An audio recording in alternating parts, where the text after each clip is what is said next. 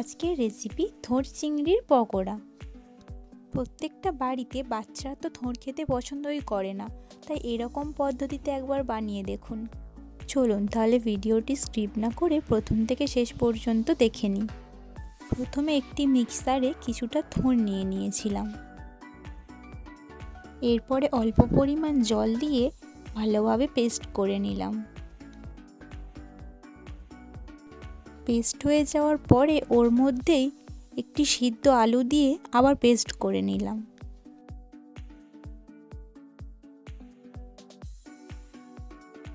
এরপরে নিয়ে নিয়েছিলাম টমেটো কুচি, কাঁচা লঙ্কা কুচি, ধনেপাতা কুচি, পেঁয়াজ কুচি, জিরে বাটা, আদা বাটা, একটি সিদ্ধ করে রাখা আলু ও চিংড়ি মাছ ভাজা।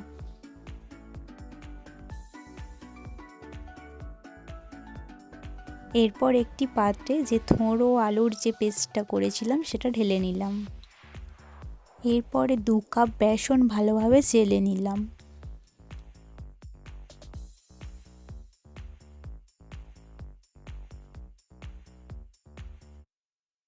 এরপরে থোড় ও আলুর পেস্টের মধ্যে 2 কাপ বেসন দিয়ে দিলাম। এরপর দিলাম 1 কাপ কর্নফ্লাওয়ার। তারপর দিলাম পেঁয়াজ কুঁচো। এরপর দিলাম কাঁচা লঙ্কা কুচি।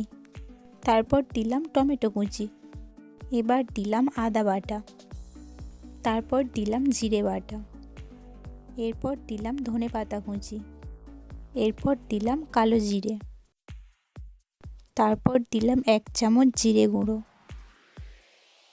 এরপর দিলাম পরিমাণ মতো লবণ। এরপর দিলাম সামান্য পরিমাণ হলুদ গুঁড়ো ও লঙ্কা গুঁড়ো। এরপর সবগুলোকে একসাথে ভালো করে মিক্স করে নিলাম। কিছুক্ষণ মিক্স করার পরে দিয়ে দেব চিংড়ি মাছ ভাজা। এবার চিংড়ি মাছটা ভালো করে মিক্স করে নেব। মিক্স হয়ে যাওয়ার পর 10 মিনিট রেখে দিলাম। কড়াইয়ের তেল গরম হয়ে যাওয়ার পর সব এক এক করে দিয়ে দেব।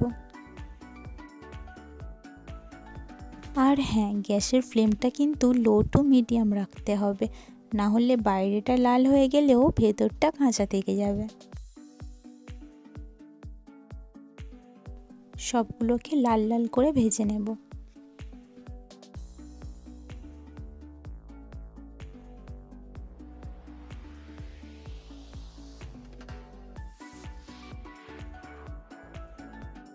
আমাদের আজকের রেসিপি থোড় চিংড়ির পকোড়া রেডি।